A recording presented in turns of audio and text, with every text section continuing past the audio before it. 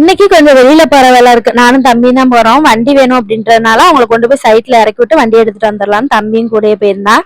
போயிட்டு அப்படியே வந்ததுக்கு அப்புறம் நானும் தம்பி கிளம்பியாச்சு. அம்மா இருக்கிறப்ப இந்த வேலையெல்லாம் முடிச்சுட்டா கொஞ்சம் ஈஸியா இருக்கும். பாப்பாங்களை பாத்துக்குருவாங்களா, நம்மளும் போயிட்டு வந்துடலாம் அப்படின்ட்டு தான் போயிட்டு வேலையெல்லாம் முடிச்சுட்டு வர்றப்பயே நாளைக்கு விநாயகர் சதுர்த்தி அப்படின்றதுனால கொஞ்சம் பொருளும் அப்புறம் வந்து பூ வாங்கிட்டு வந்தோம்.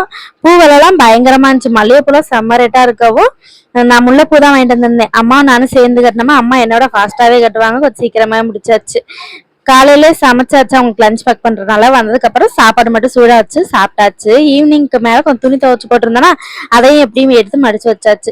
இன்னைக்கு அம்மாவும் தம்பி ஊருக்கு போறாங்க. வந்து 5 days ஆயிடுச்சு. நாளைக்கு விநாயகர் சதுர்த்தி இருந்துட்டு போங்க அப்படின்னு சொன்னாலும் கேட்கல, போய் ஆகணும் அப்படின்ட்டு கிளம்புனாங்களா. நைட்டுக்கு வந்து இட்லியும் தேங்காய் சட்னி வச்சிருந்தேன். சாப்பிட்டு கொஞ்சம் சீக்கிரமாவே கிளம்பிட்டாங்க. ஏன்னா பஸ் புக் பண்ணல, போய்தான் ஏறணும், கொஞ்சம் கூட்டமா இருக்கும் அப்படின்ட்டு.